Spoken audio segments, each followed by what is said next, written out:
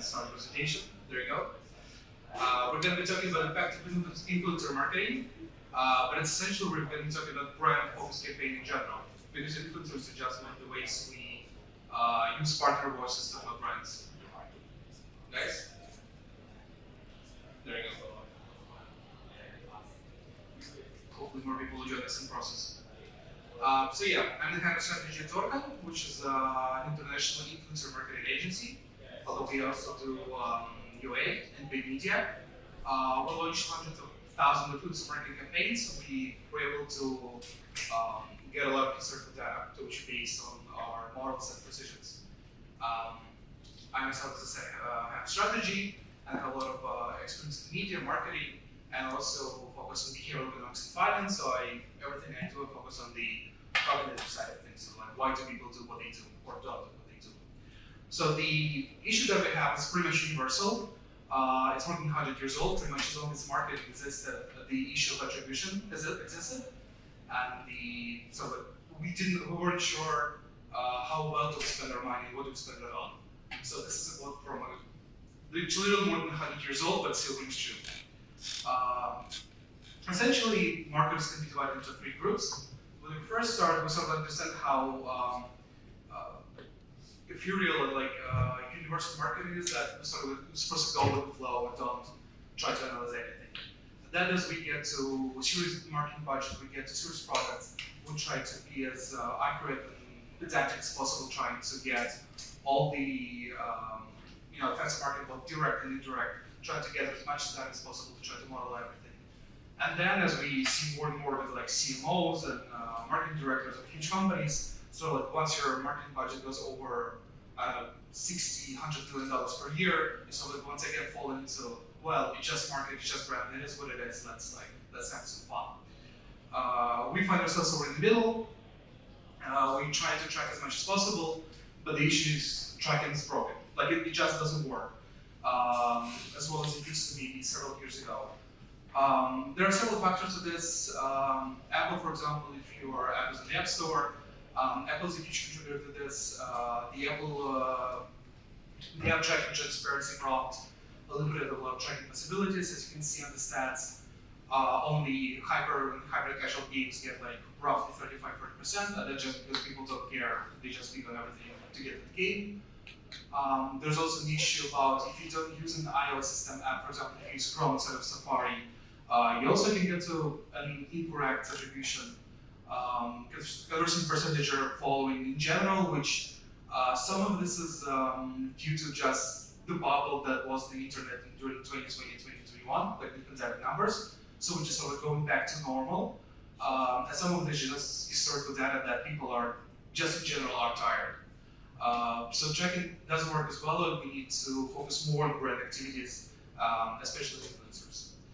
So from our experience, and we put this in bold so you know it's true, more than 50% of all influencer marketing installs go unattributed, meaning they don't go tracked, we don't know where they came from, we just know they exist, and usually they go into the organic folder, which I'm a bit conservative, I don't think it actually exists. Like I don't think organic installs exist for most games, unless you base it on existing intellectual property. People don't know about your game. So the only reason they found it is because they heard it from one source or another. Even if they did search for it in the App Store, they had to know what to search for. So where did these installs go? What's happening? First and foremost, we found that influencer marketing brings motivated installs, meaning once again that people go to the App Store or Google Play Store directly and search for the game and maybe find it in the banner. So let's see a 45% uptick in quote-unquote organic search, which we measure as the difference between baseline search installs and so like the peaks of installs during and after the campaign. There's also something called residual installs, which are actually something we can track. So if you have any tracking device like tracking software, you can use it. The problem is it's going for a long period of time, up to 10 or 12 weeks, and most campaigns, unfortunately, are stopped at day 14 or day 28, so you lose a lot of that in the process. And there's also something called second touch installs, which are essentially installs that are attributed to paid media or to UA, but the installs that wouldn't have happened if it wasn't for the influencer marketing. I mean, people had to encounter the game or the app first from the blogger, and then feel comfortable enough to click on the banner. So when it comes to the apps, this is what it looks like. The only issue here is that I missed the screenshot. Was supposed to be product page downloads, not the views, but it still works the same. So essentially, as you can see, there's an uptick for several days from one of our clients, which is significant. There's a simple way to calculate sort of like the confidence range for the normal or the baseline installs. Here it's roughly from 5 to 10K a day. So everything goes beyond 15,000 or maybe even 10,000. Like this is obviously is abnormal. And we will be able to confirm that because those installs were happening during an influencer marketing campaign. Of course, there are several events happening at the same time. Most games usually run several campaigns at the same time. So it's kind of hard to 100% accurately attribute all installs to one event. But when we run A/B tests, usually the opposite. Like usually we're able to confirm that our activities, influencer activities on YouTube or Instagram or Twitch, they're the ones who bring the installs and like more attention, even from the sources that are attributed as quote-unquote organic. So one of the reasons why we support influencer marketing so much is that it's one of the most high quality, it brings one of the high quality audience. It's motivating. And the simplest way to see numerically is the conversion rates. The average conversion rates in the App Store is roughly 1-2%, depending on the traffic source. From the search is 2%, from the product page it may be 0.5. Bloggers can bring up to 35-40% of conversion rate. So the audience is extremely motivated because they just saw, I don't know, maybe 60-90 90-second integration, maybe the whole dedicated video to just one game. So they know what they look like, they know what the gameplay looks like, they know what to expect, so they go to the App Store voluntarily. We also know that, once again, which is sort of like secondary confirmation that brand effects have direct quantitative way to measure, is that the conversion rates also grow during the campaigns. So that people are more likely to download the game if they find it on the search or the App Store during the campaign, because once again, they're better informed about the game, they've seen the logo before, they've seen the gameplay before, so they consider the game to be more well-known, more accurate. This is another interesting study. This was from Facebook, which essentially they ran a series of A/B tests. One was just paid media, the other was paid media run after what they call partner voice, essentially influencer on Instagram. And they saw the metric they use is a bit non-specific because they use dummy brands. So they call it action intent, meaning how likely people are push the button, whatever the button may be. But we find it to be true for games as well. So people are more likely to click on paid media on social media and user acquisition ads after they've encountered a campaign with influencers. It's not 79% lower cost, for us it's more like, let's say 45-50% lower cost, meaning people are twice more likely to engage in paid media if they've seen the game or the brand from the influencer before. So, given all that, how do we sort of like change the way we think about branding, change the way we think about influencers, change the way we think about attribution in order to account for all of this and be more accurate in our predictions? We've developed a quite serious framework. In agency, we use data science analysis to be able to model potential revenue and downloads, but I can break it down into 3 simple parts. The first one is allowed to grow, meaning that the company should be given more time to accumulate the revenue and the effects of branding. The second is target time instead of targeting ROAS. I'll explain why in a minute. And the third one is failing to predict, meaning however good your models are, you're actually more likely to learn by not accounting for something and then discovering this as a sort of like a nice surprise for you to go forward. So first, allow your campaign to grow. Quite simple, don't cut it at day 7 or day 14, a little bit more time. Why? There you go. In order to do this, I will present this on the case of merge mention. I'm pretty sure a lot of you know this game with Pedro Pascal, also one of the famous cases. It's not our case, but we work with merge mentions, so we were able to get some data from them. And I was lucky enough to be the creative director of the agency, so I also know what the case inside looked like. Just to recap, Pedro Pascal played a detective who tried to find the ever hiding, ever changing grandma from the mansion. There were several videos with celebrities that were used in all the D&D campaigns. There was a huge offline event with influencers. Essentially, they recreated the mansion for the influencers, where they could create a lot of content. And there obviously was a huge PR boost because Pedro Pascal is an influencer quote unquote in itself.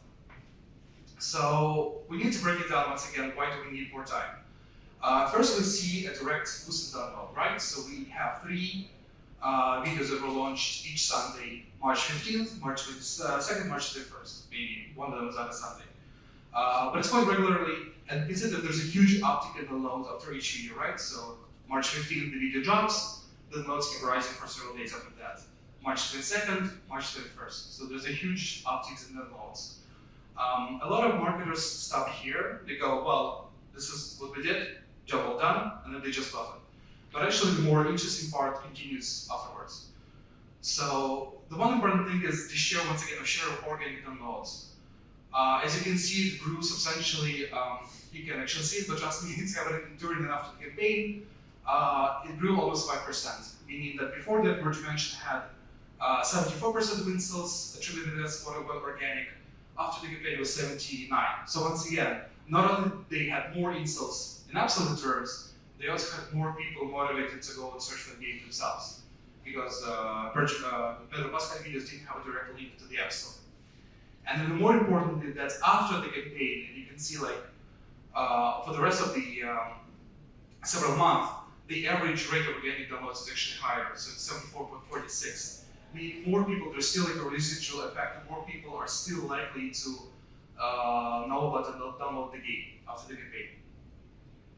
Even a more important metric is the average revenue per download, because of course, as I said before, the influencer marketing brings quality precisely from the motivated players who are more likely to spend money in game.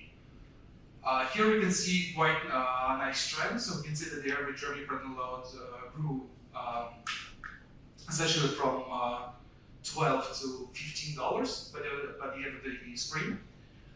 It's important to hear that, once again, why we need to have more time, that each game has a specific monetization strategy, so people are not likely to spend all their money on day 1. Most of them do it on day 14 or day 21. So the X edition here actually corresponds, once again, to the videos that we saw before and to the installs we saw before, but with a lag of 14 or 21 days. Meaning people got the game, there was a boost in downloads, and then after 2-3 weeks, people got into the game, they got engaged, and they started spending more, which is why we have this huge boost.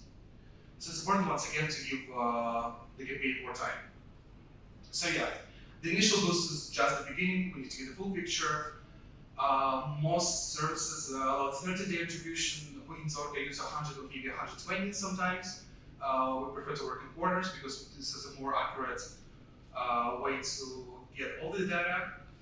When you calculate CPI and RPG, you need to attract for all the other installs we just mentioned, not the ones you're able to track, because once again, you're losing roughly 50% of the installs. So you're not getting an accurate picture. And of course, you need to measure it before and after to see how your average organic or baseline level actually grows over time, because this is also important. So, continuing with the discussion of time, why do we need to target time and not money? So this is maybe the key difference from in our approach from the approach of different agencies. Essentially, of course, everybody targets higher ROAS or ROI. And the way to do it is that to wait for the customer acquisition cost to be lower than lifetime value, which is something we have written on our website as well. That seems pretty self-evident, like we don't need to spell it out. The issues here that's going to happen eventually, because games are not monetized the way e-commerce is. So there's no one single payment, for example, where we know that people pay this much, so we just need to ensure that the customer acquisition cost is lower. Games are monetized for a long period of time, and sometimes it takes a player 2, 3, 4 weeks to actually start spending in game. But when he does, he spends way more than he would spend on a single player game. So we need to wait, and we need to make sure that he spends sooner. So the actual challenge is to break even sooner, so essentially we're targeting the day or the week where the ROAS will equal to 1, which once again, it will continue to grow. And here, for example, in our one of the simulations we did for our clients rose 300% almost on the week 20. But it took us a while because you can see the cumulative revenue is an exponential model, meaning it grows substantially over time. It's not a direct line. So a lot of people think that lower CPIs bring higher ROAS. No, they don't. I also wanted to have one of those TEDx type of slides where I just yell something. No, they don't. And the reason is low CPIs usually mean less motivated or even maybe lied to customers. So during the pandemic, there was a huge influx, which happens on this day, of misleads. Essentially, all saw was like crying women with children, like thrown away in trash or something, like snow, and then there's out as a match 3 game. Like, it's a mess. The thing is, it was working for a while just because the absurdity of the visuals. Like, sometimes some companies were even making fun of how absurd and unrealistic the misleads are. The issue is that misleads are naturally misleading, so they deliver low CPI, which means players understood what's happening, they expected a different game, they didn't get the game they wanted, so they're not engaged, they delete the game and they don't spend inside. So you have low CPIs, but you also have extremely low revenue, if not zero. So that doesn't work. You try to fix this by launching a brand campaign, but brand campaign, once again, takes time to normalize its CPI, so it eventually brings higher CPIs, extremely high, maybe 5-7 times higher than you actually used to. So you have to optimize the campaign and then once again go to low CPI. So misleads are sort of a vicious cycle where you can break out of your expectation how efficient marketing can be, even though what you're doing is actually you're burning through your potential audience by lying to them and then making sure they never download the game again. As I said, cheap installs bring cheap players. So this is historical data from our campaigns that we launched over the last couple of years. The ones where we had a clear CPI and revenue per download, mostly day 21 data. As you can see, there's a strong correlation. For those of you who did stats in college, it's 0.63, which is moderately positive, moderately strong. Meaning that yes, so like the more you pay for the install, the more likely that the installed player will give you more revenue. It's important. I'm not saying that you're supposed to pay more for people. I'm just saying that if you want your players to spend in game, if you want your game to be extremely profitable at the level of somebody like Scopely who earned $2 billion in 8 months, you kind of have to be ready to spend more than 70 cents on a player. And once again, why is this important? Because brand activities are not spent, they are investments into better players. So most of the mobile game developers and PC game developers as well will agree that the key metric for the quality audience is engagement. The longer people stay in the game, the more likely they are to spend money. So, and the higher quality you have of the audience, the more likely they are to stay for a longer period in game. So as you can see, this leads to better accumulated revenue. This leads to closer break-even day. So the longer you stay, the sooner the break-even day comes. And that's what we mean when we say target time. You still care about CPIs, you still care about ROAS, you still care about CTRs, a lot of those things. But you don't care about them as absolute units. You don't try to lower CPI and when it's necessary. You try to find that perfect combo that brings the break-even day sooner. Where you say, well, my monetization strategy is this, which means I'm allowed to spend even more on the player because I know that he will give me my money back, during 2 or 3 months. So just to recap, whatever your monetization strategy is, it's functional players in time. So your focus is having as many players as possible for a longer period of time, which kind of makes sense. Importantly, low CPIs are misleading. They don't represent the actual campaign, so you have to be careful about this. And brand causality and loyalty pays off. So invest into those engaged players. And the third one, which is kind of makes sense, but it's supposed to be doing anyway, that's we measure, we model, we validate, and we repeat. Essentially everything we do at Zoraco with our clients, we do audits, so we come to the publishers directly, and we use their App Store Connect data, we use their Google Play Store Console data to monetize and model their potential revenue. So we first start by once again measuring as much data as possible. We do it in cohorts, weekly cohorts, meaning each week we collect, so we here behavior of certain groups of audience. And this allows us to see trends sort of like evolving over time. So here, for example, we can see that there was an in-game event which led to higher revenue, even on day 1 and week 2. Or we had a period when there was no event and there were no influencers, which led to lower revenue in-game, even though it's supposed to grow over time. So you kind of find those outliers, you find these interesting phenomena, and you try to mix them together to model. Then you validate. Essentially, you run A/B tests where possible when you comparing the select to different situation. Do in-game events help to monetize the game? Does the influencer being present in video makes the audience more engaged? So there's a lot of different factors that influence specific metrics. For example, here we measured how CTR, so like click-through rate, is influenced by the way influencers behave in front of the camera. For example, if the influencer shows his face instead of reading the voiceover script, the CTR is higher. If the influencer is shown to actually play the game inside the video, instead of just saying how great the game is, it also makes the CPI higher. It makes the CPI higher. So there's a lot of those factors which contribute to effective campaigns. And then you just repeat it. So you learn you take what you learned, you apply those lessons, and see how you can optimize each campaign. So you know that you have unattributed installs from influencers. You know that if the blogger is present on the video, you're more likely to get more installs. You know that people from certain channels are older, which means they actually have more disposable income, which means they're more likely to become a whale and actually spend more time in the game. So maybe it's not always about TikTok. Sometimes we had an extremely weird case where I'm not sure to explain it, but influencers on Facebook, which actually real thing, were able to bring a lot of revenue to some of our clients, just because the audience there is older and have a lot of disposable income. So you calculate all this, and once again, your job is to break even as soon as possible, so you don't think in relative terms of like CPI, ROAS, etc., because everything, you will get to your point eventually, but you don't confuse your goals and your indicators. So it's important to remember that your KPIs are KPIs. They're supposed to show how well are you doing on the way to reach your goal. They're not the goal by themselves. So yeah, just to recap the whole slides for more people that are coming during the presentation. Your brand campaigns are working, your influencer campaigns are working, it's just that you most likely are bad at measuring them. You need more data and a better approach. We know that at least 50% of all installs go untracked, so it's hard to tell what actually works, which means you need to gather more information from several sources.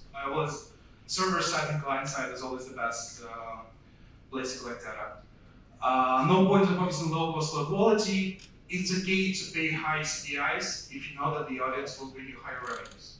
Once again, don't think about the absolute terms. Low CPI is good. Think about CPI should be low enough for the revenue to cover it, for us to be positive. And anything you do, you measure, you model, you validate, you repeat, and you ask me if you have any questions. So before I go, this is me. I'm LinkedIn. I'm going to be here today and tomorrow. Feel free to stop by our booth here outside, or just connect to me. We also have Mikit and Serg. Serg just had a panel with people from Google about the UA, and Mikit is also going to have a panel discussion at 5 in the other Elephant organization. So you can catch us outside and talk to us. Thank you so much. If you have any questions, go ahead. Yeah. You talk about, I would like to know more about work agency. You talk about Pedro Pascal, but you work within the studios or small teams? I mean, just to be clear, Pedro Pascal is not our case, unfortunately, but we do have enough data, which is why we use it, because we have insider client information. We talk with, we work with Merge, I mentioned. Yeah, we work with indie games. Usually with indie games, we treat them more like startups, or it's like more analytics and strategy. We develop their monetization strategy, like this is how you get, like, this is the way you to maximize your revenue by doing this and not doing this, by going to that country, not to that country. So it's more like a guidance rather than ongoing work. But yeah, we do. Feel free to reach out to us. Thanks so much.